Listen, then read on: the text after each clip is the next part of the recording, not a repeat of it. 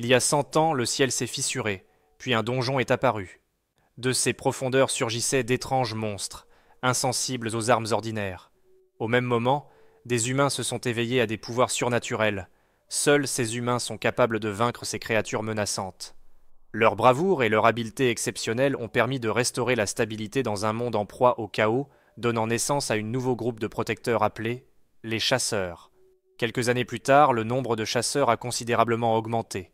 Le monde a découvert une autre manière de s'éveiller, l'éveil artificiel, offrant à quiconque disposant des moyens financiers nécessaires la possibilité d'acquérir des pouvoirs extraordinaires. Pour contrôler cet essor, le gouvernement a instauré un examen rigoureux pour ceux aspirant au titre de chasseurs professionnels, limitant ainsi la sélection à l'élite. Ainsi sont nées les académies de chasseurs, des écoles spécialisées vouées à former et guider la future génération de protecteurs de l'humanité.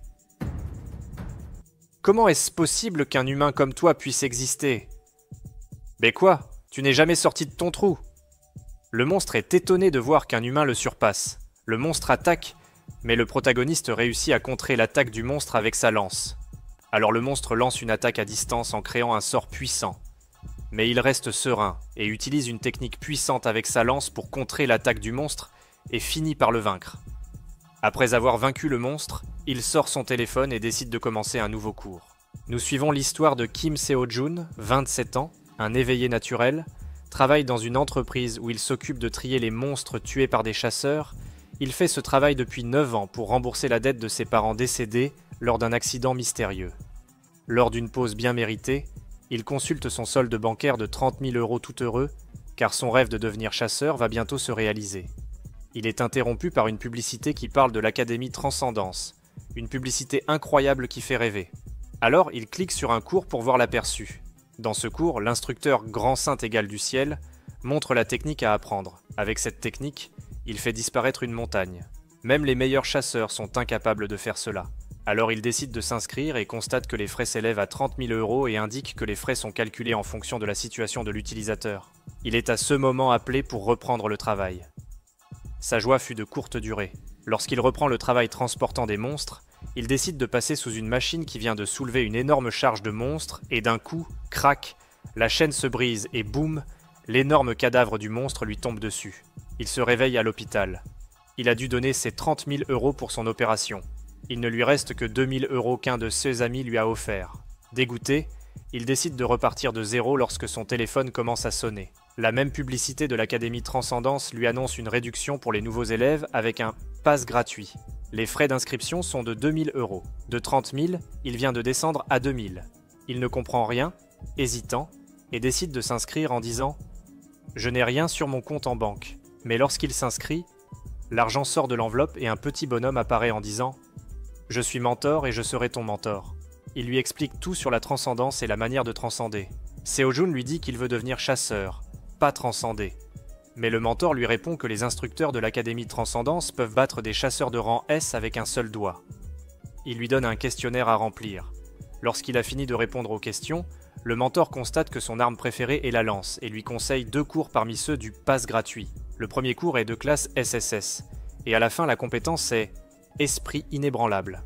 Le mentor lui dit que l'esprit inébranlable est un cours difficile, mais qu'avec lui tous les autres cours seront plus faciles. Avant de partir, il lui dit « Même si le cours est difficile et que tu perds la tête, continue ». Et lui souhaite bon courage et lui dit qu'il le recontactera avant de disparaître. Après le départ du mentor, Seo-jun décide de commencer le premier cours.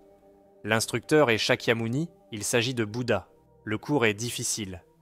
Il ne comprend rien et a l'impression de devenir fou. Mais après quelques heures, le cours progresse de 0,06%. Une semaine après, le médecin trouve qu'il récupère plus vite même étant un éveillé. Le cours de Bouddha fait du bien. Maintenant qu'il peut bouger, il décide de commencer le deuxième cours de classe A avec pour instructeur Chiron. Dans le cours, Chiron avertit que ce cours est pour initier les élèves aux bases de la transcendance et non pour apprendre à combattre. Il commence par la première étape. « Levez-vous et bougez-vous » Il crie tellement fort que Seo-jun surpris, sursaute et tombe de son lit. Il reçoit une notification. Des tâches quotidiennes sont disponibles, 30 km de course, 1000 squats, 300 pompes, 300 abdos, 150 tractions. Il trouve que cela semble impossible à accomplir en une seule journée, il décide alors de continuer son cours et de faire les tâches une fois sorti de l'hôpital. Cependant, il se rend compte qu'il ne peut pas suivre le cours sans avoir terminé les tâches. Il décide de continuer le cours de Bouddha et découvre un message. Expiration du pass dans 83 jours. Le pass gratuit expire dans 83 jours. Sachant que le pass gratuit est valable 90 jours, pourra-t-il terminer les cours à temps? Alors il commence. Après une petite course et quelques étirements, il décide de commencer par les pompes. Lorsqu'il a fini ses 300 pompes, il n'est pas trop fatigué compte tenu du travail qu'il fait. Cependant, il remarque qu'il n'a fait que 81 pompes.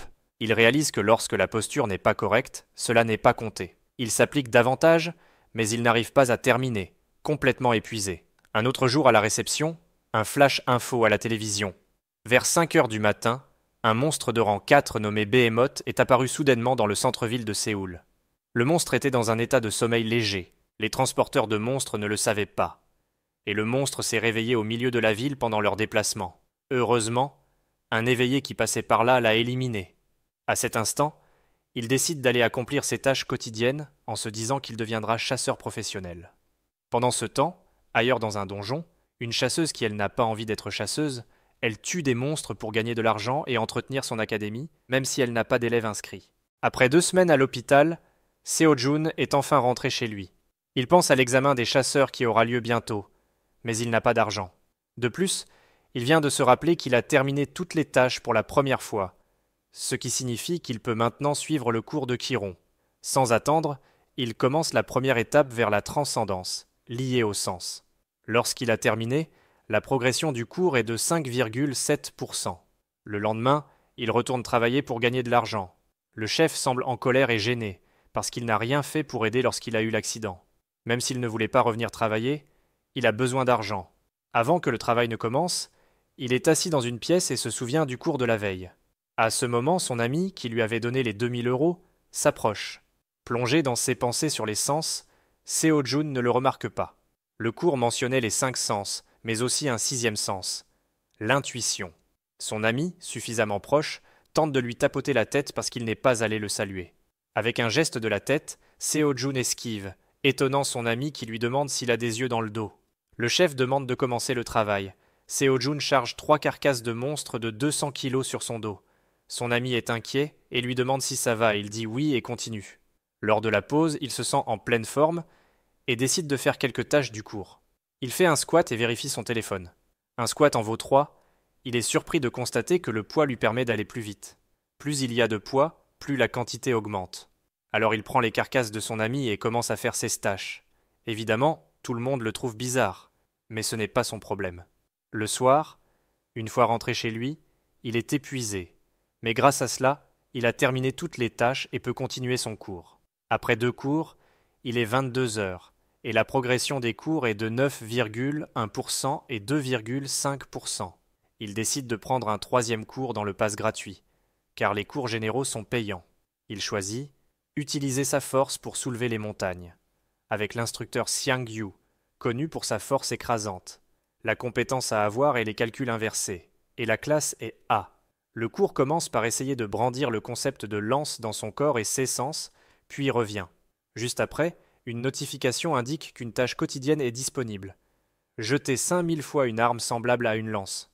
Encore des tâches, et toutes les tâches sont quotidiennes. Le lendemain, Park Seo-yoon, chasseuse de classe B âgée de 31 ans, rend visite sur le lieu de travail. Elle discute avec le chef de l'incident du monstre qui s'était réveillé en plein centre-ville. Tout le monde semble la connaître, mais pas Seo-jun, occupé à charger plein de monstres pour terminer ses tâches.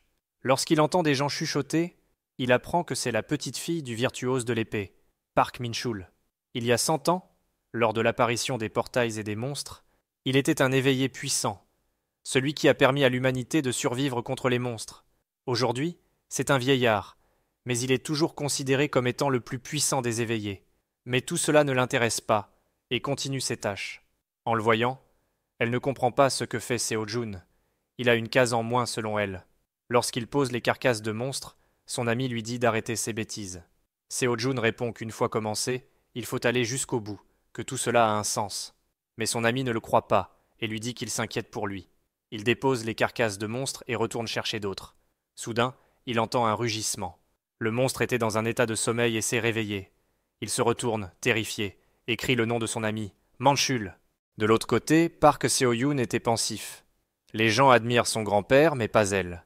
Depuis son enfance, son grand-père s'était occupé d'elle pour qu'elle devienne chasseuse, mais elle voulait enseigner, ce à quoi son grand-père s'opposait. Lorsque les élèves de son académie ont appris que ce n'était pas le virtuose de l'épée qui serait leur enseignant, ils sont tous partis. Ceux qui sont restés ont été renvoyés par son grand-père. À ce moment-là, un employé courait en criant « Fuyez, un monstre !» Seo-jun a demandé à son ami s'il allait bien, et celui-ci lui a dit de s'enfuir. Terrifié, alors il dit « Nous allons mourir. Les gens ordinaires ne peuvent pas vaincre les monstres. Et moi, je ne suis qu'un simple éveillé qui ne sait pas utiliser le mana. De plus, le monstre est un manticore de rang 4, même pour un chasseur professionnel. Le combat serait difficile. » Il pense à la chasseuse et dit « Si personne n'agit, le monstre allait dévorer son ami. Mais qui peut l'aider ?» À ce moment, le monstre rugit et est sur le point de dévorer son ami. Alors, il saisit une barre de fer posée juste derrière lui et fonce sur le monstre pour l'attaquer. Le monstre fait un saut en arrière et évite son attaque. Il demanda à son ami de s'enfuir, lui disant de tenir bon jusqu'à l'arrivée d'un chasseur professionnel. Cependant, l'aura terrifiante du monstre le faisait trembler de peur. C'est alors qu'il entend une voix dans sa tête. « N'hésite pas, bouge simplement. Vous êtes l'univers. L'univers observe et se demande d'où cela provient, et ce qu'est le monde. » La voix de Bouddha, et à cet instant, il se sentit plus calme. Le monstre fonce sur lui, mais il se mit en position pour agir. Le monstre bondit et était proche de porter un coup mortel. Une autre voix se fit entendre. « On n'a pas le temps de réfléchir avant d'agir. Laisse-toi guider par tes sens. » La voix de Chiron. Il esquiva l'attaque du monstre et fit un saut en arrière pour s'éloigner. Mais le monstre ne lui laisse pas le temps et attaqua à nouveau avec sa queue. Tenant la barre de fer, il prit appui et saute dans les airs. Une fois en l'air, il cherche le point faible du monstre et entendit une autre voix, celle de Xiangyu. La force pour soulever les montagnes n'est pas seulement puissante, elle désigne aussi un élan de courage. Fais-toi confiance. Dis-toi que ton coup peut fendre une montagne. Alors, il saisit la barre de fer à deux mains avec une puissance incroyable et frappa le monstre de toutes ses forces. À ce moment-là, la chasseuse arriva sur les lieux et ne comprenait pas ce qui se passait. Il vient d'accomplir un exploit en tuant un monstre de niveau 4. Ainsi, la progression des cours augmente. Plus 10% pour Chiron, plus 2,6% pour Bouddha, plus 13% pour Xiangyu. La chasseuse est étonnée. Comment un transporteur de carcasses de monstres a-t-il pu battre un monstre de rang 4 avec une barre de fer? Même s'il était affaibli, il reste quand même un monstre de rang 4. Seo-jun se précipite vers son ami pour voir s'il va bien, ignorant la chasseuse. Tout va bien. Tous ses amis autour de lui étaient heureux de l'avoir avec eux. La chasseuse a une idée en tête. Elle a trouvé l'élève, le seul dont elle a besoin. C'est l'heure pour tout le monde de rentrer à la maison. La chasseuse veut discuter avec lui et va droit au but. « Je veux que tu rencontres mon grand-père. » « Non merci. » Il refuse direct, sans se poser de questions. « Alors que dirais-tu de rejoindre mon académie avec le virtuose de l'épée comme instructeur ?» Il n'est toujours pas intéressé. Mais la chasseuse refuse d'abandonner. « Comment comptes-tu préparer l'épreuve écrite ?»« Je vais le faire tout seul. » « Et les raids ? Sans faire partie d'une académie, il est impossible de les faire. » Elle ajoute qu'il sera libre de faire ce qu'il veut, mais en échange, il doit simplement participer à des compétitions et des activités en tant que représentant de son académie avant l'examen final et faire connaître l'académie. Il finit par accepter, et le lendemain, il lui remet sa licence temporaire pour pouvoir commencer les raids de donjon. Après avoir obtenu sa licence temporaire, il est enfin prêt pour les raids. Comment faire un raid de donjon? Elle lui dit « Pas si vite, d'abord choisissez une arme, ensuite on prendra la route. » Elle a même réservé un donjon pour lui. À peine entré dans le donjon, il a commencé à massacrer les monstres. Les monstres de ce donjon sont des kobolds de rang 2, un endroit parfait pour ses essais. Mais quelque chose l'intrigue. Il ne peut pas utiliser le mana, mais il peut percer la barrière de mana sans aucun problème. Il vient de sentir la présence d'un monstre dans son dos et réussit à esquiver l'attaque du monstre et contre-attaque. Il transperce le monstre d'un coup de lance et l'élimine. Ainsi, les progressions de ses cours ne font qu'augmenter, ce qui le rend heureux. En plus, il gagne un peu d'argent. J'ai l'impression de gagner des points dans un jeu vidéo. Une fois rentré au QG de l'Académie Rêve, il reprend ses cours sur son téléphone, réagissant différemment à chaque leçon. Cependant, à cause de cela, elle le trouve complètement fou, car elle le voit fixer un écran noir tout en faisant des gestes étranges. De plus, il a effectué des mouvements bizarres dans le donjon avec les monstres qu'il avait tués. Pour la petite info, le protagoniste est le seul à voir les cours de l'Académie Transcendance. Les autres ne voient qu'un écran noir. Le lendemain, il est tellement heureux, car il s'est fait un peu d'argent.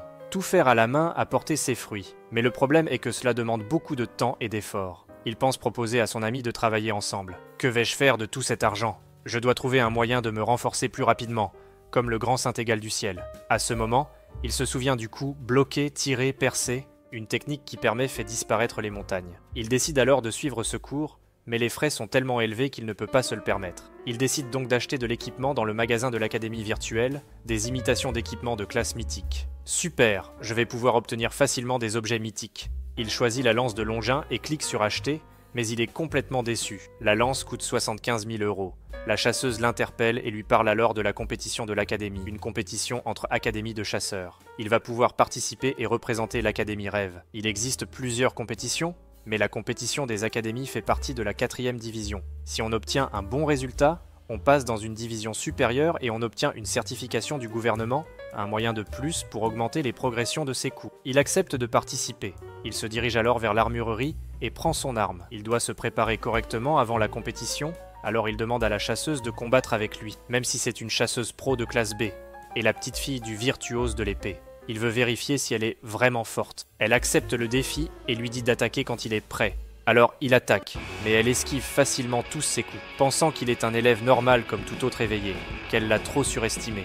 Elle décide d'en finir et charge son épée en bois de mana et porte un coup, mais il réussit à bloquer son attaque. Une attaque chargée de mana qui aurait dû détruire son arme et le blesser gravement, mais il a réussi à la bloquer et n'a subi que de légers dégâts. Alors il décide de mettre toutes ses forces aussi. Ses attaques sont devenues plus rapides et précises, au point que la chasseuse avait du mal à les contrer. Les voix dans sa tête le guidaient à nouveau, et il continuait d'enchaîner les attaques jusqu'à ce que la chasseuse trébuche.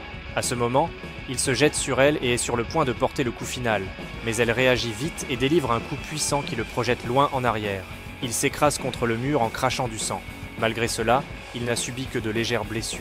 Il se relève et avoue sa défaite. Il vérifie alors les progressions de ses cours et constate que les progressions ont augmenté, ce qui confirme sa théorie. Il doit se battre pour gagner de l'expérience et augmenter les progressions de ses coups. Alors, il demande à la chasseuse de l'entraîner pour la compétition, lorsqu'ils ne seront pas en raid de donjon. Avec enthousiasme, elle accepte et lui dit « Je vous donnerai tout le prix si vous gagnez ». Il ne savait pas qu'il y avait une récompense. Elle lui révèle alors que la récompense est de 75 000 €, la somme exacte pour la lance de Longin. « Quand est la compétition ?» demande-t-il. « Dans environ 2 semaines, répond-elle. « 2 semaines, vous avez des sacs de sable ici. » Il recommence immédiatement les exercices. Il doit être prêt pour la compétition. Elle ne comprend toujours pas ce qu'il fait et finit par abandonner l'idée de vouloir comprendre. 2 semaines plus tard, un homme stressé marche et croise un autre homme. Il lui demande la direction de la salle d'attente des participants. Une fois arrivé dans la salle, il remarque Kim Seo-jun, assis seul avec une vieille arme, fixant un écran de téléphone noir. Tout le monde le critique et le trouve bizarre, mais il ne prête pas attention et continue de regarder son téléphone. L'homme, le trouvant faible comme lui, décide d'aller lui parler. Il se présente, Lee Min-ki, 19 ans, éveillé naturel. Il s'assoit à côté de Kim Seo-jun et commence à présenter tous les favoris. Jang Duk-chul de l'académie Kochuri et Lee Chul-min de l'académie Mante. Alors que les tensions entre ces deux-là éclatent et font beaucoup de bruit, un autre candidat leur dit de la fermer. Ce candidat, c'est Lee Jun-wan de l'académie Revenant. En une seule phrase, il a réussi à calmer tout le monde. Il est présenté comme le gagnant du tournoi, même pas un favori. Il a même refusé une proposition de la chasseuse par le passé, et il le regrette beaucoup. Il est tellement en colère de voir des faibles comme le protagoniste dans la salle. Kim pense alors « Il est talentueux. Si je le bats, les progressions. » Une voix retentit, annonçant à tous les participants que le premier match va bientôt commencer. Pendant ces 2 semaines, Kim Seo-jun n'a fait que s'entraîner, des raids de donjons et des duels contre la chasseuse. Il est prêt. Les 75 000 € sont à lui, les progressions de ses cours en cet instant. La première épreuve consiste à sortir du donjon labyrinthe. L'épreuve commence, et des participants affrontent des monstres. Lee Jun-wan, avec son talent remarquable, ne fait qu'une bouchée des créatures qu'il croise. Il est vraiment incroyable. Pendant ce temps, le protagoniste décide de longer le mur de sa main gauche pour trouver la sortie. Une méthode méthodique mais lente. Cependant, il est soudainement guidé par une voix lui disant d'aller vers la gauche. Il ressent quelque chose, une intuition issue de son 6e sens, un enseignement du cours de Chiron. Il décide alors de faire confiance à son intuition et continue de marcher. Son intuition lui permet d'éviter les monstres et les pièges. À ce moment, il pense pouvoir prédire l'avenir si les progressions de ses cours atteignent les 100%. Lee Min-ki le rejoint et lui demande où il compte aller. Le protagoniste répond qu'il suit son instinct, mais Lee Min-ki rétorque qu'il va se perdre s'il fait cela, et propose la méthode de la main gauche. Le protagoniste lui dit que cette méthode est lente, et demande alors pourquoi il le suit. Lee Min-ki répond que Les faibles doivent se soutenir entre eux. Faible, moi? C'est vrai que je n'ai pas l'air puissant, pense le protagoniste. Il dit au revoir et s'en va, mais l'autre se met à genoux en pleurant, le suppliant de l'amener avec lui, ajoutant que c'est dangereux d'être seul. Le protagoniste finit par accepter, mais il précise que les 75 000 € sont à lui, et continue de marcher, et Lee Min-ki est à la traîne. Il avance jusqu'à se retrouver dans un cul-de-sac. Le protagoniste s'arrête un moment et pousse le mur. Celui-ci s'ouvre comme une porte. Il est maintenant dehors, avec un nouveau record temps, un nouveau record mondial. Tous pensent qu'il s'agit de Lee Jun-wan, mais ils sont stupéfaits de voir que c'est Kim Seo-jun qui a réussi. Pourtant, ce dernier est déçu de n'avoir croisé aucun monstre. Après la sortie de tous les participants, les résultats sont annoncés, 32 sont qualifiés pour la deuxième épreuve. Dans la salle d'attente, les critiques continuaient. Il vient de quelle académie? L'académie Rêve. Quoi? Une académie de minables. Mais lui continue de regarder son téléphone, indifférent aux remarques. Lee Jun-wan s'approche de lui et le fixe pendant un moment avant de dire « C'était juste de la chance ». Un homme entre alors dans la salle pour expliquer la prochaine épreuve. Un tournoi à élimination directe. L'utilisation du mana pour attaquer est interdite, mais elle est autorisée pour le renforcement du corps. À cette annonce, la majorité des candidats renoncent au combat, craignant de se faire blesser par Lee Jun-wan. Du côté des parieurs, la chasseuse remarque un inconnu qui vient de parier 760 000 € sur Kim Seo-jun. Après l'abandon de plusieurs candidats, il ne reste que 5 participants. Les matchs sont annoncés. Le premier oppose Kim Seo-jun à Jang Duk-chul, le deuxième Lee Jun-wan à Lee Min-ki, et Lee Chul-min gagne par forfait. Le premier match commence. Arrivé sur les lieux, son adversaire, Jang Duk-chul, lui dit que sa chance s'arrête ici. Le protagoniste lui répond calmement « On ne sait pas encore lequel de nous deux est le plus malchanceux ». À cet instant, le coup d'envoi est donné. Jang Duk-chul fonce sur Kim Seo-jun en disant qu'il va regretter ses paroles. Mais le match se termine en un clin d'œil. Et le gagnant est Kim Seo-jun de l'Académie Rêve. Lee Min-ki, qui était sur le point d'abandonner, est soudainement motivé par la victoire de Kim Seo-jun. Cette motivation met en colère son adversaire, Lee Jun-wan. Pendant le combat, il attaque de toutes ses forces, mais le protagoniste évite avec facilité toutes ses attaques. Il a compris que ce n'était pas une question de chance. Alors, il décide de charger sa prochaine attaque de mana, mais sans effet. Il contre son attaque et projette son arme dans les airs. Celui-ci s'effondre et avoue sa défaite. Le protagoniste est déçu. Ses statistiques n'ont pas augmenté pour autant. Arrivé dans la salle d'attente, son ami le félicite et lui dit qu'il était super. Un homme entre et appelle les candidats pour le deuxième match. Kim souhaite bon courage à son ami et lui dit « On se retrouve en finale ». Lee Jun-wan voit son adversaire comme une proie qui va se faire dévorer, lui étant le prédateur. Dès le début du combat, il bondit sur son adversaire, ne lui laissant aucune chance. Il donne un gros coup en le traitant de grosse merde. Il crache du sang, ses vers tombent, il est à genoux, crachant beaucoup de sang. Mais malgré cela, il se relève, vacille mais reste debout. Il veut toucher son adversaire juste une fois. Alors il porte son attaque, mais l'instant d'après, il est couché au sol. Il ne peut plus se relever, il n'a plus la force de continuer. Il va perdre. Cependant, il a réussi à toucher son adversaire au visage. Alors, le public a commencé à dire qu'il n'était pas aussi fort qu'on le pensait. Tous le critiquaient, ce qui le met en colère. Il dit alors à l'arbitre qu'il abandonne le combat et commence à torturer son adversaire. C'est une compétition de merde. Il écrase sa tête avec son pied, mais personne n'intervient. Soudain, une attaque est portée, mais il réussit à la bloquer. Kim Seo-jun est là. Il lui dit alors « Je voulais attendre la finale pour te régler ton compte, mais j'ai changé d'avis. Je vais le faire maintenant. » Kim Seo-jun l'avertit de retirer son pied, mais il refuse. Il tente alors de lui porter un coup, mais Lee Jun-wan esquive et fait un saut en arrière. Kim Seo-jun prend son ami dans les bras et demande s'il va bien, mais celui-ci est inconscient. L'organisation est sur le point d'intervenir, mais l'homme mystérieux qui a parié une somme folle sur Kim Seo-jun leur ordonne de ne pas intervenir. La chasseuse, assise dans les tribunes, est inquiète pour lui. Kim demande à l'arbitre de s'occuper de son ami avant de se relever et de foncer sur Lee Jun-wan pour l'attaquer. Lee Jun-wan bloque l'attaque de Kim et continue de le traiter de merde. Il repousse Kim Seo-jun et contre-attaque. Il parvient à bloquer l'attaque de Lee Jun-wan, mais il est légèrement touché. Il est fort, pense Kim Seo-jun, mais Lee Jun-wan continue de l'attaquer. Il décide alors d'arrêter de penser et de se laisser guider par son instinct, son sixième sens. Il devient plus calme et réussit à porter un coup à son adversaire. Lee Jun-wan riposte, mais il esquive et fait un saut en arrière. Lee Jun-wan remarque que le protagoniste a les yeux d'une bête féroce, tout comme lui, mais il ne peut y avoir qu'un seul prédateur dominant. Il attaque de toutes ses forces, mais Kim Seo-jun bloque son attaque. Les échanges s'intensifient, Kim Seo-jun bloquant chaque attaque tout en enchaînant ses propres coups. Finalement, ils parviennent à se toucher mutuellement. Lee Jun-wan a l'impression que son adversaire devient de plus en plus fort. Kim Seo-jun devient plus fort chaque fois qu'il livre un combat. Lee Jun-wan, décidé à en finir, met toute sa puissance en utilisant son mana. Kim Seo-jun panique. Il ne sait pas utiliser le mana. Lee Jun-wan est déterminé à le tuer. À cet instant, Kim entend la voix de Xiangyu dans sa tête. La force permet de soulever une montagne, et la volonté permet de renverser le monde. La voix le guide, alors que Lee Jun-wan attaque avec toute sa puissance. Kim Seo-jun l'attaque également à pleine puissance. Les deux hommes s'attaquent à pleine puissance. La collision est si violente qu'elle crée un puissant vent qui repousse les deux hommes de la sécurité sur le point d'intervenir. La poussière recouvre toute la zone, masquant la scène aux spectateurs. Les deux hommes se tenaient debout au milieu de cette poussière. Soudain, Lee Jun-wan s'effondre. Du sang coule de sa bouche. Le protagoniste, en sueur mais toujours debout, a remporté le combat. Tout le public se met à l'acclamer. La chasseuse, étonnée de voir qu'il a réussi à repousser l'épée d'Aura, elle remarque l'homme mystérieux qui a parié sur son élève. Lui aussi est complètement stupéfait par ce que Kim Seo-jun vient d'accomplir. L'instant d'après, il a disparu. Il s'en sort avec quelques égratignures, mais il est complètement déçu d'apprendre qu'il a été disqualifié pour violation des règles. Son adversaire, Lee Jun-wan, a également été disqualifié, et il lui a été interdit de passer l'examen pendant 5 ans pour avoir utilisé l'épée d'Aura. Finalement, le vainqueur du tournoi est Lee Chul-min. Victoire par forfait, Lee Min-ki prend la 2e place, et Jang Duk-chul la 3e. Grâce à cela, les progressions des cours ont considérablement augmenté, surtout celui de Xiangyu.